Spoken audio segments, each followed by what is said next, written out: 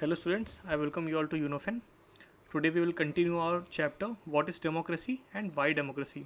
This will be the part 2 of our chapter. In our last chapter we have seen that what is the definition of democracy. हम लोगों ने वहाँ पर देखा था कि डेमोक्रेसी की क्या डेफिनेशन थी. तो एक जो ब्रॉडर डेफिनेशन हमें मिली थी वो थी कि एक डेमोक्रेसी फॉर्म ऑफ गवर्नमेंट है जहाँ पर जो रूलर्स होते हैं उनको वहाँ के लोग इलेक्ट करते हैं. फिर हमने उस पर कुछ बहुत कमियाँ देखी थी कि कैसे इलेक्शंस के थ्रू होने चाहिए, जो भी रूलर्स आपके आने चाहिए, है ना, और किनको किनको इलेक्ट करने का राइट होना चाहिए एंड ऑल दोज थिंग्स. और वहाँ पर हमने एक पाकिस्तान का एग्जांपल भी देखा था.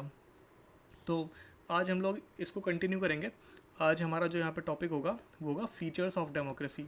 ओके, तो यहाँ पर हम देखने वाले हैं कि फीचर्स ऑफ डेमोक्रेसी क्या क्या हैं एज ऑफ नाउ.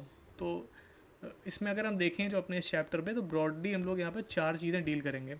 कि first feature of democracy would be that major decisions जो भी होने चाहिए वो इलेक्टेड लीडर्स के द्वारा लेने चाहिए. ठीक है. दूसरा होगा कि free and fair electoral competition होना चाहिए. And third would be that one person one vote one value. And fourth will be rule of law and respect for rights. हम लोग इन चारों सब टॉपिक्स को सेपरेटली देखेंगे आज अपने इस लेक्चर पे. So coming to our very first thing, major decisions taken by the elected leaders. तो हमने कैसे पाकिस्तान का एग्जांपल देखा था कि वहाँ पर परवेज़ मुशर्रफ जो हैं ये मिलिट्री लीडर थे. इन्होंने खुद को प्रेसिडेंट बना दिया. फिर उन्होंने बोला कि जो भी इन्होंने एक लॉ पास कर दिया, उस लॉ में बोला कि ये चाहें तो जो इलेक्टेड असेंबली है उसको डिसमेंटल कर सकते हैं. और जो फाइनल से होता था या फिर फाइनल डिसीजन मेकिंग पावर होती थी वो मिलिट्री के हाथों में थी. इट मीन्स जो इलेक्टेड लोग थे वहाँ पर ये इनके हाथ में नहीं थी. तो पहला फीचर ऑफ डेमोक्रेसी यहाँ पर किल कर दिया था इन्होंने. फिर अगर हम यहाँ पर देखें कि केस ऑफ पाकिस्तान, ठीक है, ये जो हमने देखा, या केस ऑफ अफ़गानिस्तान, हम आज की डेट में देखें तो आपने सुना होगा तालिबान के बारे में. तो कैसे तालिबान वहाँ पर है जो कि एक इलेक्टेड मैंडेट उनके पास नहीं है. इट मीन्स वो किसी इलेक्शन के थ्रू नहीं आए हैं. Still they are taking decisions on the behalf of government of Afghanistan और people of Afghanistan. And the same is the case of the Myanmar. कि म्यांमार में भी हमने देखा कि वहाँ पर मिलिट्री रूल है. इट मीन्स जो मिलिट्री ऑफिशियल्स हैं वहाँ के, popularly known as military junta, वही वहाँ पर उनके मेजर डिसीजंस लिखती है. जो भी इंटरनेशनल कॉन्वेंशंस होते हैं या फिर आपकी मीटिंग्स होती हैं उसमें पार्टिसिपेट करते हैं. और on the behalf of people of Myanmar वो वहाँ पर सभी ट्रीटीज़ या लॉज को पास करते हैं. देन यहाँ पे हम देखेंगे कि free and fair electoral competition होना चाहिए. अब हमने लास्ट टाइम देखा था कि कैसे पाकिस्तान में परवेज़ मुशर्रफ जी ने बोला था कि हम इलेक्शन भी करवाएंगे, है ना, बट वो सारा बेकार चीज़ था. आज हम यहाँ पे देखते हैं कि चाइना का केस क्या है. अभी चाइना में क्या है ना, चाइना में इलेक्शन भी होते हैं और ये इलेक्शन रेगुलरली होते हैं. ऐसा भी नहीं है कि 10 साल में या 20 साल में एक बार होते हैं. हर यहाँ पर 5 ईयर में इलेक्शन होते हैं. इनकी अपनी एक पार्लियामेंट, जैसे अपने यहाँ पे सांसद है उनकी पार्लियामेंट है अपनी, और नेशनल पीपल्स कांग्रेस. अब यहाँ पर क्या होता है ना कि यहाँ पर इलेक्शन होते हैं प्रॉपरली, ठीक है, और ये जो इलेक्शन होंगे उसमें नेशनल पीपल कांग्रेस के लोग इलेक्ट किए जाते हैं. लगभग 3,000 लोग इलेक्ट किए जाते हैं, 3,000 लोग. फिर ये इलेक्ट करते हैं प्रेसिडेंट ऑफ चाइना. समझ में आ गया. नॉर्मल लोग वोट करेंगे, यहाँ पे एनपीसी के 3,000 मेंबर्स चुनेंगे, वो लोग वोट करके प्रेसिडेंट ऑफ द कंट्री को चूज़ करेंगे. अब यहाँ पे इशू ये है, इलेक्शन तो हो रहे हैं, रेगुलर भी हो रहे हैं, बट क्या ये इलेक्शन फ्री या फिर फेयर है, ये एक क्वेश्चन मार्क है. क्यों क्वेश्चन मार्क है? कि एक फ्री एंड फेयर इलेक्शन में क्या होना चाहिए. सपोज दैट आपके स्कूल में हेड बॉय या हेड गर्ल के लिए या फिर हाउस कैप्टन के इलेक्शंस होते हैं, तो वहाँ पर क्या प्रीरिक्विजिट्स होनी चाहिए कि किसी भी हाउस का कोई भी लड़का या लड़की वहाँ पर इलेक्शन के लिए स्टैंड कर सकता है. ऐसा नहीं होना चाहिए कि पहले टीचर ही अप्रूव करेगा कि तुम इलेक्शन फ़ाइट करोगे और वही लोग इलेक्शन फ़ाइट करेंगे, तो फिर तो फ्री नहीं हुआ ना. जिसका मन हो रहा है वो लड़ नहीं पा रहा है. तो यहाँ पर यही केस है कि यहाँ पर इलेक्शन तो होते हैं पर इलेक्शन में फ़ाइट कौन करेगा ये डिसाइड करती है चाइना की कम्युनिस्ट पार्टी. ये बताती है कि भाई आपको कैंडिडेचर आपका एक्सेप्टेड है या नहीं है, आप फाइट कर सकते हो इलेक्शन या नहीं कर सकते हो. So it's a big thing. Okay, ये फ्री एंड फेयर इलेक्शन के तो बिल्कुल भी सिम्टम्स या फीचर नहीं है, ये डेमोक्रेसी के फीचर नहीं है. तो इससे होता क्या है कि हर बार इलेक्शंस होते हैं, लोग इलेक्ट होकर के आते हैं, बट अल्टीमेटली गवर्नमेंट किसकी फॉर्म होती है? कम्युनिस्ट पार्टी की. ठीक है भाई, कैसा इलेक्शन है, फिर क्यों करवा रहे हो यार ये, है ना। और फिर अभी एक और हम कह सकते हैं मेक्सिको का। अभी यहाँ पे हमने देखा कि एक पार्टी है, कम्युनिस्ट पार्टी ऑफ चाइना है, वो ऐसा कर रही है। अभी मेक्सिको का केस देखिए आप लोग, क्या है, साउथ अमेरिकन कंट्री है मेक्सिको, ओके। तो 1930 में इनको इंडिपेंडेंस मिलती है। यहाँ पर भी हर 6 साल में इलेक्शन होता है, एक प्रेसिडेंट चूज़ किया जाता है। सिंस 1930 टिल 2000 यहाँ पर कभी मिलिट्री रूल या डिक्टेटर का रूल नहीं था, जैसा कि आपको अफगानिस्तान में या फिर म्यांमार में या पाकिस्तान में देखने को मिल रहा है। प्रॉपर इलेक्शंस होते रहे, यहाँ पर प्रेसिडेंट का यहाँ पे इलेक्शन होता रहा। बट यहाँ भी वही केस कि टिल द ईयर 2000 सारे के सारे इलेक्शंस यहाँ पर क्या है, एक स्पेसिफिक पार्टी थी जो कि जीतती थी, ठीक है। अब ये स्पेसिफिक पार्टी पीआरआई जो आपकी पार्टी थी, ये हमेशा एक इलेक्शन जीत रही है। अब यहाँ पर ऐसा भी नहीं है कि यही, जैसा कि चाइना के केस में था कि कम्युनिस्ट पार्टी ही एक्सेप्ट करेगी कि आपको कैंडिडेचर मिलेगा, आप ही लड़ोगे, आप ही फाइट करोगे। यहाँ पर भाई जिसको लड़ना हो इलेक्शन लड़ो। बट यहाँ पर फिर नई चीज़ आ गई। यहाँ पर जो अपोजिशन पार्टी थी ना, ये इलेक्शन तो लड़ते थे बट ये कभी जीत ही नहीं पाते थे। अब क्यों नहीं जीत पाते थे? क्योंकि यहाँ पर जो गवर्नमेंट में एक स्पेसिफिक पार्टी थी, वो अपना कुछ ना कुछ ट्रिक्स यूज़ करती थी, लाइक बाई हुक और क्रुक, वो कुछ भी यूज़ करेंगे और उनको इलेक्शन जीतना है। अब वो क्या क्या हो सकते हैं? फॉर एग्जांपल अपोजिशन लीडर्स का मर्डर करवाना, उनको जेल में डाल देना जस्ट इलेक्शन के पहले, या फिर उनके खिलाफ फेक एलिगेशन लगा के उनको केस में फंसा देना, या फिर ऐसे बहुत सारी चीज़ें। और वो लोग क्या करते थे, जो गवर्नमेंट ऑफिशियल्स होते थे उनको बोलते थे कि आप पार्टी की मीटिंग अटेंड करो। अभी सपोज दैट अपनी कंट्री में क्या है, एक स्पेसिफिक पार्टी का यहाँ पर रूल है, बीजेपी। अभी कल को पार्टी ये बोल दे कि जितने भी आपके टीचर्स हैं ना, स्कूल के टीचर्स हैं, या फिर आपके डिस्ट्रिक्ट मजिस्ट्रेट हैं, जो डीएम हैं, एसपी होते हैं डिस्ट्रिक्ट के, इन सभी को जो पार्टी की मीटिंग्स हैं इनको अटेंड करना है। देखिए, लीडर्स फॉर श्योर इसी पार्टी के हैं, बट वो ऐसा पार्टी मीटिंग नहीं होती है, वो गवर्नमेंट की मीटिंग होती है, ओके। यहाँ पर जो भी ये ऑफिशियल्स हैं, ये कभी भी उस पार्टी के लिए काम नहीं करते हैं, वो फॉर गवर्नमेंट ऑफ इंडिया काम करते हैं।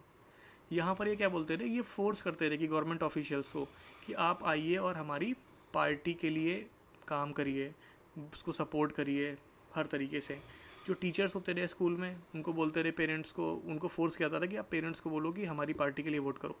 सपोज दैट कल को आपके पेरेंट्स स्कूल जाएं और आपके टीचर उनसे बोलें कि आप स्पेसिफिक पार्टी को वोट करो वरना अपने आपके बच्चे को हम फेल कर देंगे, या फिर उसको मार्क्स अच्छे नहीं देंगे, तो फिर अल्टीमेटली क्या है, आपके पेरेंट्स मजबूर हो जाएंगे, वो वोट करेंगे। सो अब आप बताओ, इलेक्शन हो रहा है यहाँ पर, पार्टी भी अपोजिशन भी है, वहाँ पे इलेक्शन फाइट भी कर सकते हैं, इलेक्शन रेगुलर भी हो रहा है, मिलिट्री रूल भी नहीं है, बट स्टिल ये फेयर इलेक्शन तो नहीं है ना, ये फेयर चॉइस तो है ही नहीं। और यहाँ पर अगर मैक्सिको की बात की जाए तो यहाँ पर क्या है, मीडिया, ठीक है। अभी मीडिया को क्या है, एक पिलर ऑफ डेमोक्रेसी बोला जाता है कि पिलर ऑफ डेमोक्रेसी वाई, कि जो लोगों की बात है या फिर जो अपोजिशन की बात है उसको वो लोग रेस करेंगे, जो issues of the common masses उसको मीडिया रेस करेगा। बट यहाँ पर क्या है कि मीडिया के ऊपर खुद ही गवर्नमेंट का कंट्रोल था, मीडिया वही दिखाती थी सिर्फ जो कि गवर्नमेंट चाहती थी।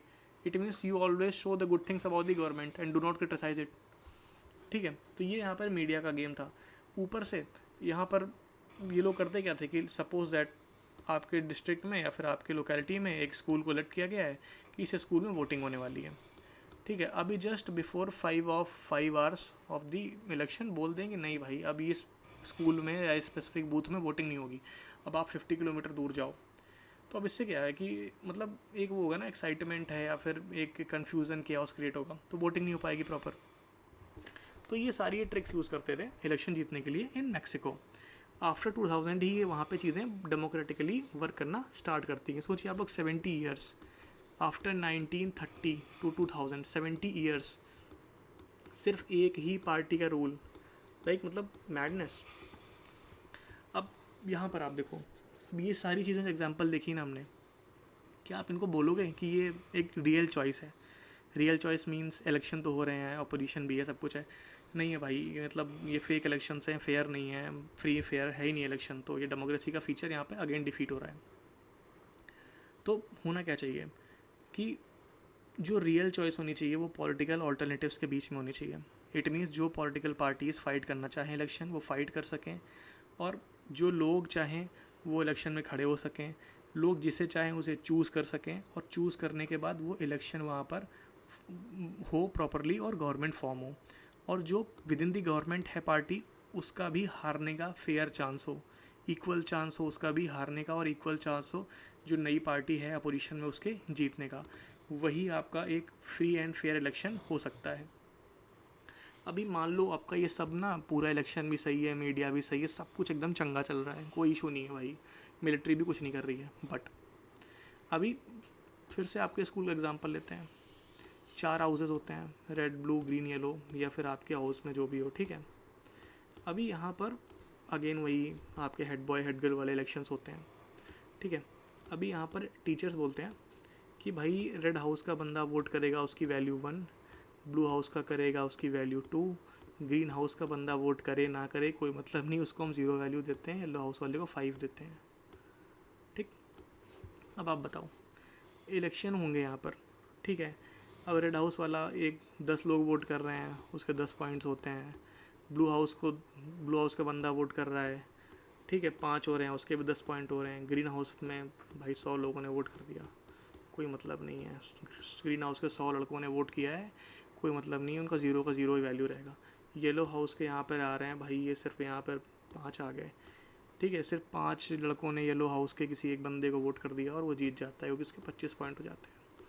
अब आप बताओ, ये 1 पर्सन 1 वोट वैल्यू की जो कॉन्सेप्शन है, इसको ये अपहोल्ड करता है क्या? ऑब्वियसली नहीं करता है। तो क्या ये डेमोक्रेसी है? ऑब्वियसली नहीं है। क्या ये फेयर इलेक्शन होगा? ऑब्वियसली नहीं होगा, ठीक है। तो इसके लिए ज़रूरी क्या है कि हर एक आदमी जो भी एलिजिबल है वोट करने के लिए, उसकी जो वोट की वैल्यू हो वो सेम हो।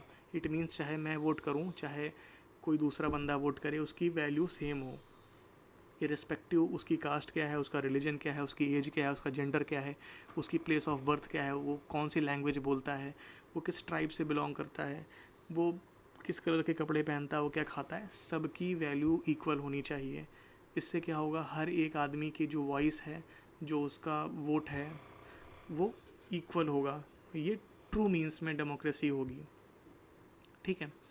उसके बाद फिर सपोज दैट ये सारी चीज़ें हो गई, अब गवर्नमेंट भी फॉर्म हो गई भाई, वोट भी वैल्यू भी सब कुछ सेम हो गया। अब गवर्नमेंट फॉर्म होती है, वो क्या करती है, अपने हिसाब से काम करती है, ठीक है। सपोज दैट आपका एक हेड बॉय बन गया, ठीक। अब वो हेड बॉय बोलता है भाई स्कूल का रूल रेगुलेशन, टीचर्स का रूल रेगुलेशन भाड़ में जाए, मैं अपने हिसाब से काम करूँगा। स्कूल में सिर्फ एक पीरियड होगा, वो पीरियड होगा 0 पीरियड, दिन भर मज़े कर रहे हैं सबको। पर डे स्पोर्ट्स पीरियड होगा, पर डे जो है भाई हम बैठ के मूवी देखेंगे स्कूल में। ये बोलते हैं भाई साहब, हेड बॉय बोलते हैं। अब ये हेड बॉय बने, इलेक्टेड हैं, बढ़िया इलेक्शन से हुए हैं, फ्री एंड फेयर इलेक्शन हुआ है, कैंडिडेचर भी इनका इनके मन से हुआ है, सबकी वैल्यू भी बराबर थी, रेड ब्लू ग्रीन येलो कोई भी वोट करे। अब आप बताओ, क्या ये डेमोक्रेसी होगी? सिर्फ क्या इलेक्शन होने से डेमोक्रेसी आएगी? सपोज दैट पार्टी आ गई, अब रियल लाइफ बात करते हैं, कोई एक पार्टी आ जाती है और फिर वो पार्टी बोलती है कि अब हम अपने हिसाब से काम करेंगे, कॉन्स्टिट्यूशन वॉन्स्टिट्यूशन कुछ नहीं भाई, IPC CrPC rule law regulation क्या है हमसे मतलब नहीं है, हम अपने हिसाब से करेंगे, जो मैं बोलूँगा वही रूल होगा, ठीक है। मैं बोलूँगा सुबह, अब पीएम बोलेंगे तो सुबह को पीएम बोलेंगे 4 बजे, स्कूल रात में 12 बजे खुलेगा तो रात में 12 बजे, कॉन्स्टिट्यूशन में क्या लिखा है, रूल रेगुलेशन का कोई मतलब नहीं। अब बताओ, क्या ये रूल ऑफ लॉ है? ठीक है, नहीं है, it's not rule of law. Rule of law मतलब ये है, जो भी लेजिस्लेशंस हैं, जो भी लॉ लिखा हुआ है, उसके अकॉर्डिंग काम करेगी आपकी इलेक्टेड गवर्नमेंट। जो भी ऑफिशियल्स हैं वो अकॉर्डिंग टू लॉ काम करेंगे। हेड बॉय कैसे काम करेगा? जैसे आपके स्कूल के रूल्स एंड रेगुलेशंस में या फिर कॉन्स्टिट्यूशन में लिखा होगा, वो होगी एक ट्रू डेमोक्रेसी। फिर रिस्पेक्ट फॉर राइट्स, अगेन यहाँ पर सेम थिंग। ये हेड बॉय बोलता है कि भाई सिर्फ मैं ही मैं हूँ, अब जो और है ना, ये हाउस कैप्टन हैं और ये फिर जो स्टूडेंट्स हैं दूसरे, ये सब कुछ नहीं है, इनके कोई राइट्स नहीं है, इनको पानी पीने का अधिकार नहीं है, इनको ये वॉशरूम भी नहीं जाएंगे, कुछ नहीं, ये गेम्स भी नहीं, कुछ नहीं होगा इनके साथ, सिर्फ मैं करूँगा, अकेले मज़े करूँगा मैं, है ना। अब सपोज दैट आपके एरिया का एमपी, विधायक, सांसद जी यही करने लगे, ये बोलने लगे, या पीएम बोलने लगे कि मेरे राइट्स हैं, मैं चाहे जो बोलूँ, आपको बोलने का कोई राइट नहीं है, आप फेसबुक नहीं चलाओगे, आप इंस्टाग्राम नहीं यूज़ करोगे, कोई राइट नहीं है आपके पास। क्या ये आपके राइट्स को रिस्पेक्ट कर रहा है? अब यहाँ पे सवाल होता है कि किन राइट्स की आप बात कर रहे हो, ठीक। तो अब रिकॉल करो आप, हमने वहाँ पर क्या देखा था, जर्नलिस्ट वो वॉइस नहीं अपनी रेस कर पा रहे हैं, वो भी एक राइट होता है। राइट टू लाइफ, आपका ज़िंदा रहने का, खाने का, आपकी चॉइस, आप क्या खाना चाहते हो, आप किसके साथ रहना चाहते हो आफ्टर बीइंग एडल्ट, आप कहाँ वर्क करना चाहते हो, आप क्या काम करना चाहते हो, ये सारे आपके राइट्स होते हैं। आपने पढ़ा ही होगा, ठीक है, फंडामेंटल राइट्स। तो जब ये सारी चीज़ें इंश्योर होंगी तब एक ट्रू मायने में डेमोक्रेसी निकल करके आती है। यहाँ पर हम लोग जिम्बाब्वे का केस लेते हैं। अगेन वही घिसी पिटी कहानी, अपोजिशन पार्टी है यहाँ पर, इनके वर्कर्स को हैरास किया जा रहा है। यहाँ पर बोला जा रहा है कि पब्लिक प्रोटेस्ट नहीं होंगे भाई, ये इलीगल है। गवर्नमेंट ने पूरा लॉ पास करके बोल दिया। अभी देख लो राइट यहाँ पे आ रहा है कि अपोजिशन पार्टी का जो राइट है ना, पॉलिटिकल राइट्स, वो यहाँ पे एक्सप्लॉइट किए जा रहे हैं। पब्लिक प्रोटेस्ट इलीगल डिक्लेयर कर दिए गए हैं। It means freedom of speech and expression of common people has been declared illegal. Okay, कोई भी बात ऐसी नहीं कही जा सकती जो कि प्रेसिडेंट को क्रिटिसाइज़ कर रही हो। प्रेसिडेंट कुछ भी करें, आप कुछ नहीं बोलोगे। प्रेसिडेंट चॉपर में घूम रहा है बैठ के, प्रेसिडेंट हवाई में बढ़िया एकदम सूनियों के साथ बैठ के नारियल पानी पी रहा है, आप भूखे मरो, कोई मतलब नहीं है, आप क्रिटिसाइज़ नहीं करोगे उसको। रेडियो और टेलीविज़न में वो दिखाया जाएगा जो प्रेसिडेंट बोलेगा। प्रेसिडेंट साहब गए हैं हवाई की यात्रा में, वो दिखाया जाएगा। घर में भाई, स्कूल में नहीं है, पढ़ाई के लिए टीचर्स नहीं है, कोई मतलब नहीं है। जर्नलिस्ट को हैरेस किया जाएगा कंटिन्यूसली।